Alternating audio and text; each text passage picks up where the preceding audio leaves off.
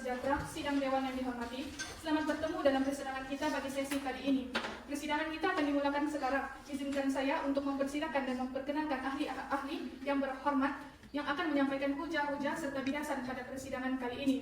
Pihak kerajaan diwakili oleh Yang Amat Berhormat Perdana Menteri Nur Amni binti Muhammad Kamil, Yang Berhormat Fatihah binti Jeffrey sebagai Menteri Kedua, dan Menteri Ketiga diwakili oleh Yang Berhormat Syarafina binti Tawakal. Pihak pembangkang pula diwakili oleh Yang Berhormat Jasnita Patricia binti Muhammad Rizal sebagai Ketua Pembangkang, Yang Berhormat Montilia Yanamten Anak Nizon, Pembangkang Kedua, manakala Yang Berhormat Andi Nur Atika binti Andi Fatma Lansari sebagai Pembangkang Ketiga. Ahli-ahli yang berhormat, sidang Dewan yang dihormati, izinkan saya memperingatkan ahli-ahli yang berhormat akan peraturan dan tata cara semasa Dewan kita bersidang. Yang pertama, isu sensitif berkaitan dengan agama, perkauman, dan menyentuh pribadi seseorang adalah dilarang.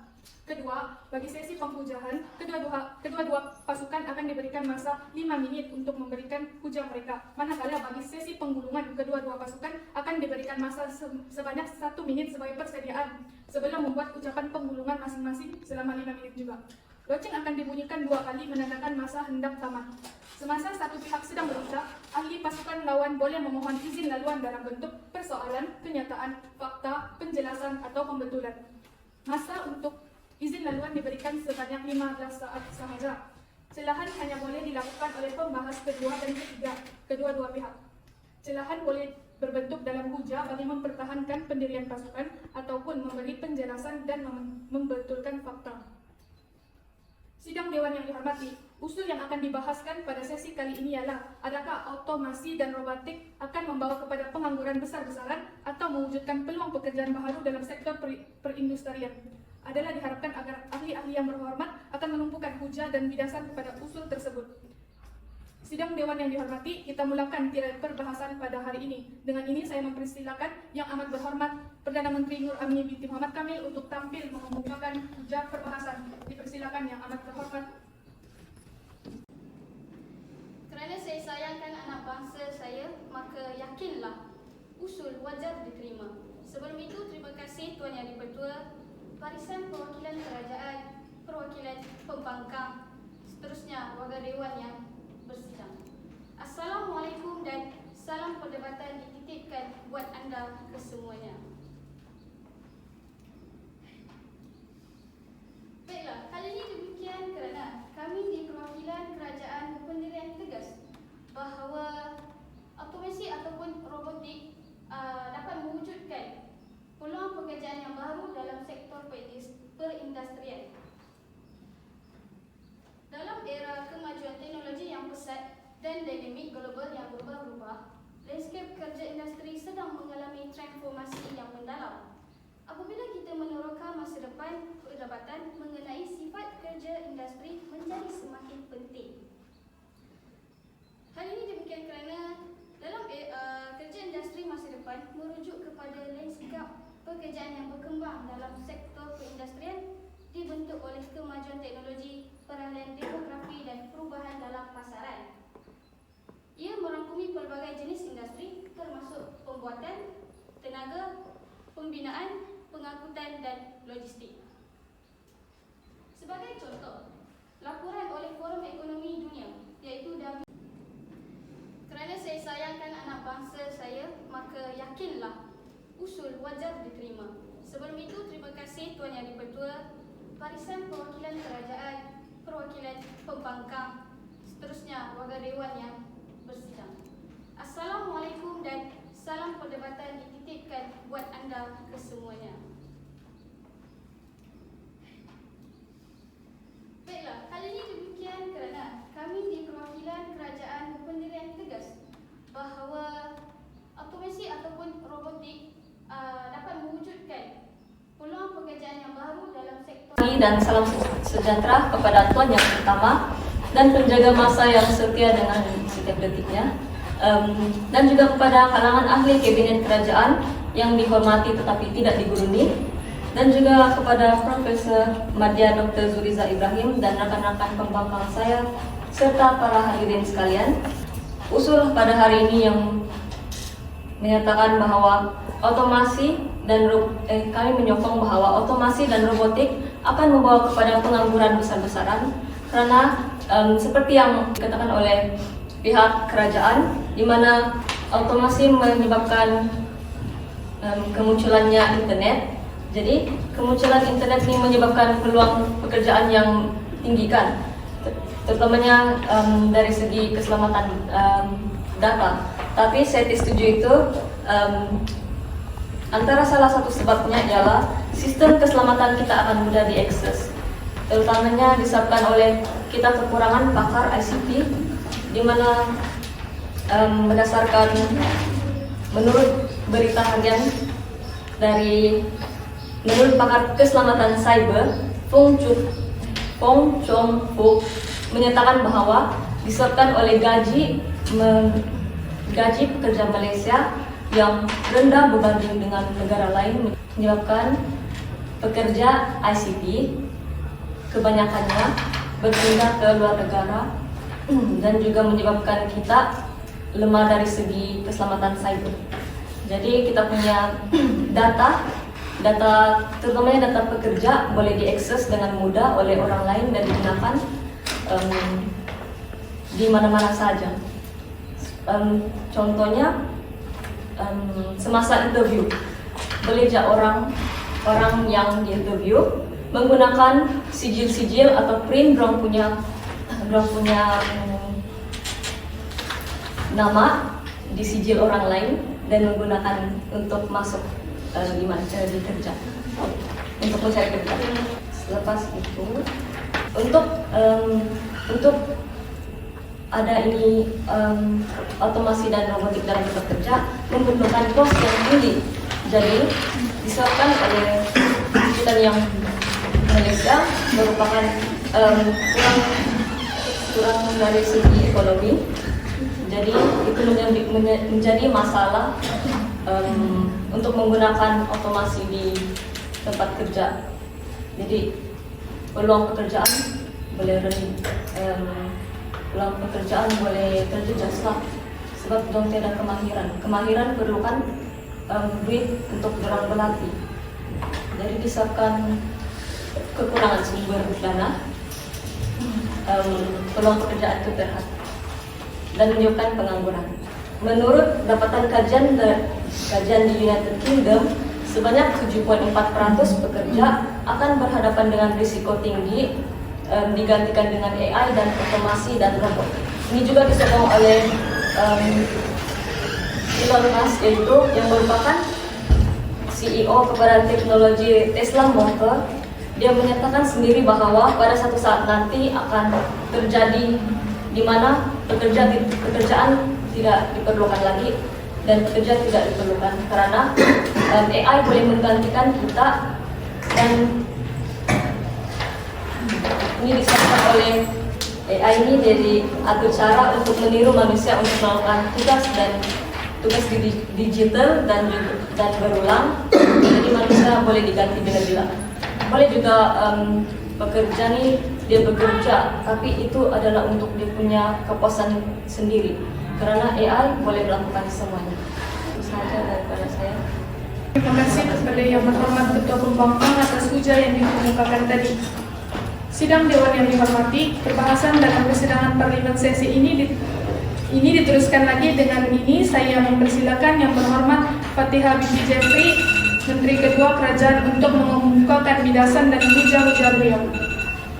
Assalamualaikum dan salam sejahtera saya ucapkan kepada Tuan Speaker Dewan Yang Berhormat Barisan Kerajaan dan juga Barisan Pembangkang. Izinkan saya untuk membentangkan usul mengenai otomasi dan robotik akan mewujudkan peluang pekerjaan dalam sektor perindustrian. Saya percaya bahwa selepas pembahasan ini, usul ini akan diluluskan. Tuan Yang Ketua, otomasi dan juga robotik telah berada di barisan hadapan kemajuan teknologi dalam beberapa tahun kebelakangan ini. Ia juga merevolusikan sektor perindustrian dan mengubah cara bekerja. Walaupun terdapat pertimbangan mengenai ancaman pekerjaan akibat otomasi, penyelidikan menunjukkan bahwa integrasi robotik ke dalam berbagai industri sebenarnya akan mewujudkan peluang pekerjaan baru dan membentuk semula tenaga kerja. Tuan Yang Ketua, hujah saya seterusnya ialah otomasi dijangka akan menggantikan 85 juta pekerjaan menjelang tahun 2025. Tetapi, ia juga akan membawa kepada 97 juta pekerjaan baru yang akan membawa kepada kecerdasan buatan dan juga pembangunan. Ini menunjukkan bahwa walaupun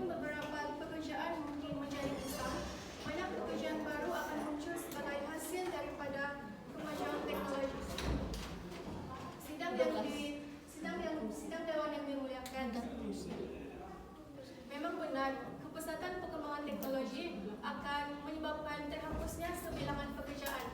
Namun demikian, sebilangan pekerjaan yang akan terhapus itu memang benar, kepesatan perkembangan teknologi akan menyebabkan terhapusnya sebilangan pekerjaan. Namun sebilangan pekerjaan yang dikatakan akan terhapus itu merupakan jenis pekerjaan low skill, di mana jenis pekerjaan low skill itu diisi oleh warga asing ataupun tenaga kerja yang kurang berkemahiran. Kita juga harus sadar, ledakan industri 4.0 ini merupakan membuka lagi banyak peluang pekerjaan kepada tenaga kerja yang berkualiti tinggi dan juga menawarkan kadar gaji yang lebih tinggi. Antara peluang pekerjaan baru jika otomasi dan robotik digunakan dalam industri adalah seperti penolong jurutera, penolong teknikal, pereka otomasi, pereka produk, pengawal kualiti dan juga penyelia robotik. Tuan yang dipertua, saya ingin meneruskan ujar saya di mana syarikat-syarikat seperti Amazon, Google serta organisasi seperti NASA dan juga pengeluar kendaraan otonomi secara aktif mencari jurutera robot untuk memacu inovasi dalam bidang masing-masing. Syarikat-syarikat ini menawarkan peranan yang menarik untuk jurutera robotik memamerkan peluang kerja yang berbagai yang terdapat dalam bidang ini. Seterusnya, jurutera robotik mempunyai peluang untuk beberapa bersama teknologi canggih dan menyumbang kepada pertumbuhan sektor perindustrian melalui reka bentuk dan penyelesaian inovatif mereka sendiri. Sidang Dewan yang dimuliakan, walaupun otomasi boleh mengubah sifat pekerjaan tertentu dengan mengotomasikan tugas yang berulang, ia juga membawa jalan bagi individu untuk bekerja dalam peranan baru dan memainkan peranan dan menarik yang memerlukan kreativiti, kemahiran sosial, kemahiran menyelesaikan masalah, dan juga kepakaran teknikal. Membantukan industri terus mengamalkan teknologi robotik dan otomasi, permintaan untuk jurutera robotik mahir dijangka akan meningkat dan sekaligus mewujudkan banyak peluang bagi mereka yang bersedia merangkul bidang yang berkembang ini.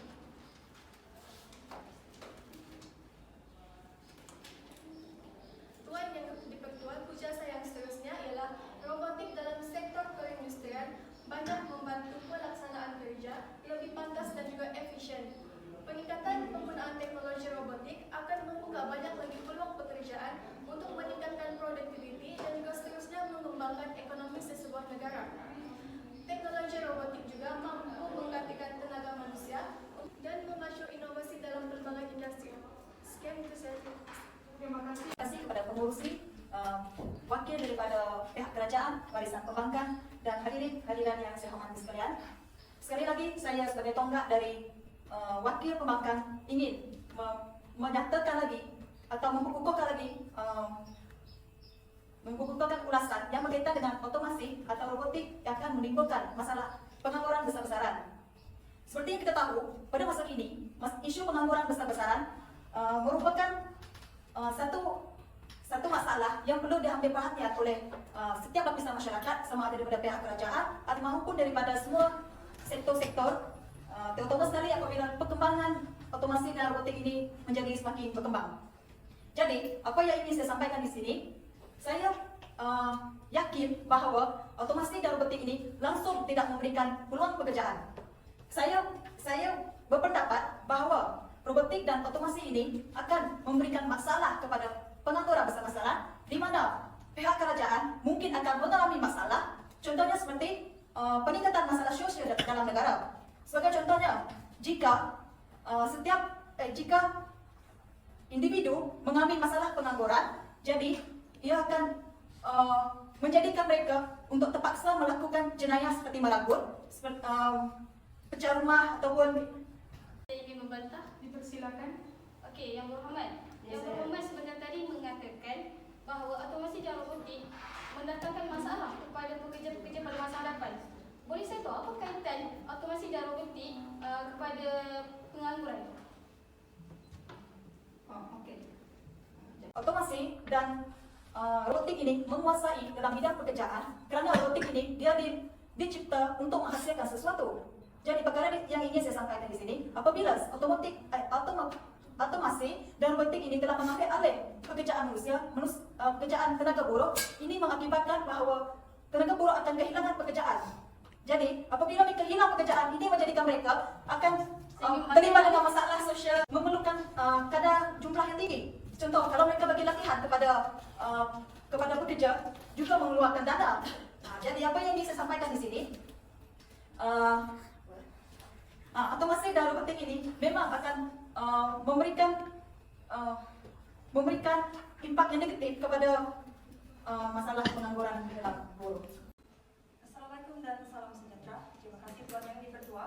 Perwakilan kerajaan di sini tegas bahawa automasi dan robotik akan mewujudkan peluang pekerjaan, terutamanya dalam sektor perindustrian. Terlebih dahulu, saya ingin membidas bahasan daripada pihak pembangkang bahawa berkaitan dengan graduan yang tidak mendapat pekerjaan. Persoalannya, adakah disebabkan oleh automasi dan robotik yang kurang di negara kita menyebabkan berlakunya pengangguran kerana graduan tidak mempunyai pilihan pekerjaan yang setanding dengan kemahiran yang memerlukan teknologi dan automasi setanding dengan revolusi perindustrian keempat yang perlu kita ikuti.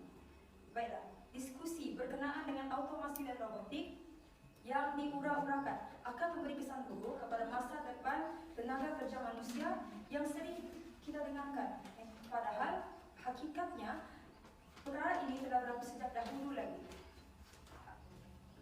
Rata-rata masyarakat menganggap bahawa pengenalan teknologi internet ini, misalnya pada dahulu kita dengar teknologi internet ini akan memberi kesan buruk bahawa masyarakat tidak akan mendapat pekerjaan kerana teknologi internet akan menggantikan pekerjaan mereka dan menjadikannya mustahil untuk mendapatkan pekerjaan.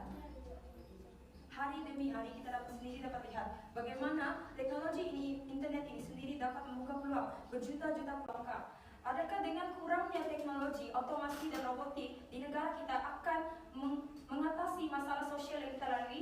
Adakah ini akan mengurangkan jika kita mengurangkan otomasi dan robotik? Bukankah masalah sosial ini telah berlaku sejak dahulu lagi? Walaupun ketiadaan otomasi dan robotik, kita tidak boleh melihat suatu isu kepada suatu permasalahan kecil, satu permasalahan yang kita boleh atasi.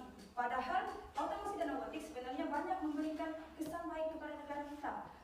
Wahai pihak pembangkang, tidak dapat dinafikan pihak pembangkang bahawa terdapat beberapa cabaran yang bakal kita lalui dalam mendepani automasi dan robotik. Namun begitu, kita juga tidak dapat menafikan kebaikannya kepada negara kita yang amat memerlukan teknologi dan otomasi ini. Sebagai contoh, penciptaan dan otomasi penggunaan sistem akan memerlukan jurutera pembelajaran mesin, saintis data, penyelidik khusus, pakar keselamatan cyber yang bijak dalam menyelenggara dan menyokong sistem teknologi yang canggih ini.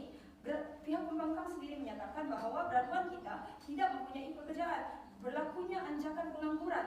Di sini saya ingin usulkan bahawa perkara itu berlaku disebabkan oleh kurangnya teknologi dan otomasi yang sememangnya graduan amat perlukan, dan sebabkan itulah banyak berlaku penghijraan graduan ke luar negara kerana mereka memerlukan teknologi yang setanding dengan kepakaran mereka yang mereka telah pelajari semasa di universiti. Oleh itu, walaupun dengan kemajuan teknologi otomasi dan robotik yang besar, beberapa pekerjaan akan masih memerlukan kemahiran manusia tertentu dan pastinya tidak dapat digantikan oleh mesin. Kualiti dan kemahiran seperti sifat kepimpinan dan juga empati akan terus menjadi kriteria yang diutamakan oleh sektor perindustrian ini. Teknologi ini akan melengkapkan sahaja dan menyokong pekerja dalam bidang ini, tetapi tidak akan menggantikan mereka sepenuhnya.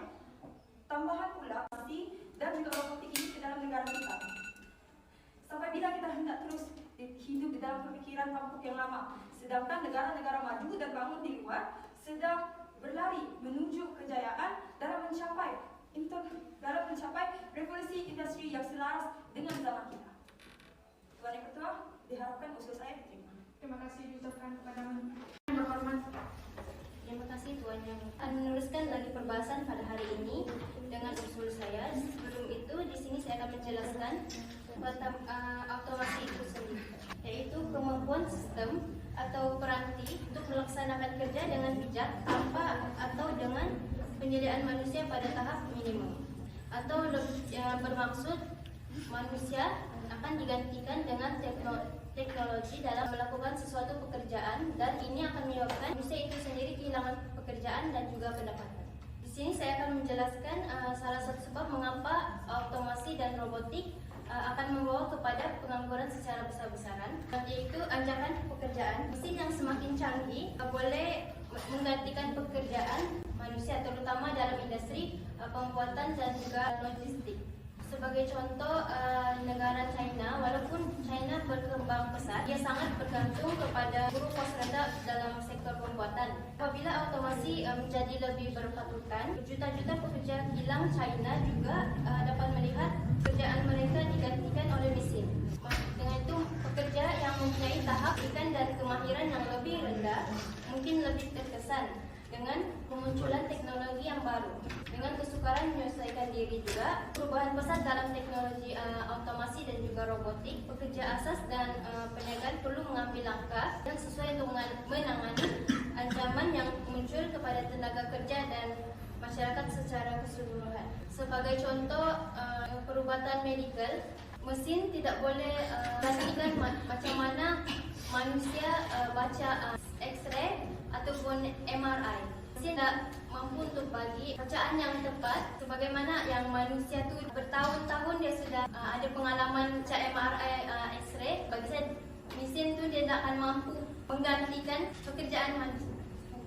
Pidasan daripada pihak kerajaan dan pihak pembangkang untuk memberi peluang kepada ahli-ahli yang berhormat membuat persediaan ucapan bagi sesi penggulungan. Dewan ditangguhkan selama 1 minit sahaja. Sebagai penggulungan, kami ingin menyatakan bahwa otomasi dan robotik tidak semestinya membantu manusia, karena dia mempunyai banyak lagi kelemahan lain.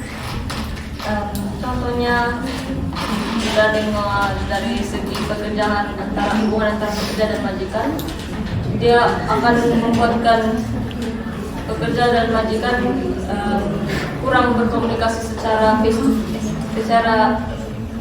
bersemuka, tapi lebih kepada teknologi yang membuatkan manusia punya Yang semakin meningkat untuk pekerja mahir untuk mengendalikannya. Tidak nafikan, hadirin sekalian, mari kita buka mata dengan seluruhnya. Kita lihat sekeliling kita. Seperti telefon bimbit ini juga merupakan alat teknologi yang diperlukan oleh kita semua. Setuju? Okey. Oleh itu, bukannya menggantikan pekerjaan semata-mata, otomasi dan robotik mempunyai potensi untuk mengubah tenaga kerja industri, menawarkan peluang untuk penyesuaian, peningkatan kemahiran dan pertumbuhan. Sekian, terima kasih daripada pihak kerajaan. Dimuliakan dengan ucapan penggulungan tadi, maka persidangan kita akan ditangguhkan sehingga panel juri selesai.